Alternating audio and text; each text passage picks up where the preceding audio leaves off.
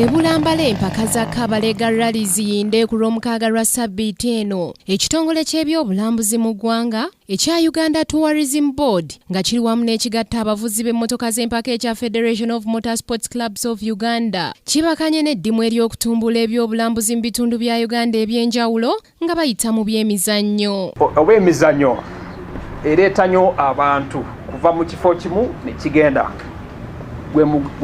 Gwe mugaso gw'obulambuzi kulambula kuva w'osula oba gy'obeera n'ogenda walala kukola business kusanyuka naye ate ffe tulaba nti emizannyo eyamba nnyo okugatta abantu kibeera ng'olutindo. Ku mulundi guno amakanda bagasimbye mu Bunyolo kubanga ekola kinene nnyo mu kutumbula ebyobulambuzi mu nnyaffe Uganda olw'ennyanja, ensozi n'emigga ebiriyo era ng'abagenda okwetaba mu mmotoka z'empaka zino baakuvuga nga balambula balabe amakulu agafa e Bunyolo n'okusingira ddala ebyafaayo. Ereeta kingi nnyo kubanga kyekifo ekikyalina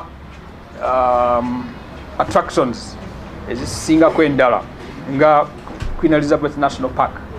Naye ffe nga UTB twagala ate twongereko tuleke kulabira mu kifo kimu, twagala abantu ate balabe bino ebirala ebyobuwangwa ebya historia n'ebirala abantu gye basobola okugenda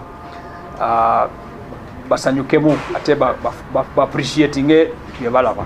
Okusinziira ku ssenkulu w'ekitongole ky'ebyobulambuzi mu ggwanga Stephen Asimule, entalo eziri e South Sudan tezikosezza bya bulambuzi bya Uganda n'akamu naye n'akubiriza bannayuganda okwongera okugisabira wamu n'okuvuga obulungi okwetangira obubenje obususse ensangi zino. Ekintu kya South Sudan tuli bulungi nga Uganda, amagye gaffe gasecurinze borders zaffe oba ensalo tulangirira abannasudaani bonna balabe nti bakkanya ne bava mu kulwana kubanga okulwana tekuyamba. Empaka zino zizze zitegekebwa nga ziri ku miramu egy'enjawulo omwali okwetangira obubenje ku makubo obulamu bw'omwana omuwala nga ne ku mulundi guno empaka zino zaatuumiddwa Kabalega rally olw'okwagala okujjukira eyali omukama wa Bunyolo ky'owookubiri Kabalega Ruhigwa Kituure ng'omuzira wa Uganda eyalwanyisa enfuga y'Abakyeruppe abaali baagala okufuga Bunyolo era nga ne mu mwaka gwa 2009 Pulezidenti Yoweri Kaguta Museveni yavaayo n'amulangirira ng'omuzira wa Uganda. Omukulu Kabalega alina ebyettendo nnyo bye yakolera eggwanga lino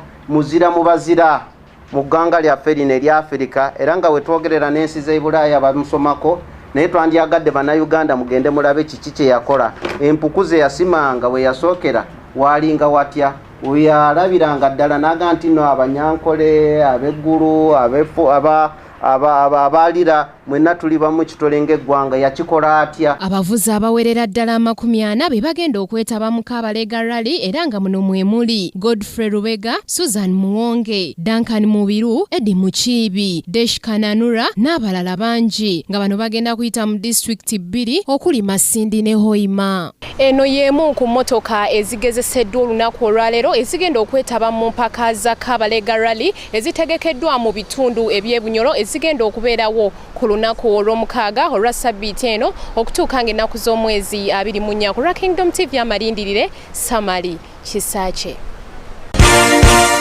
This is Kingdom TV.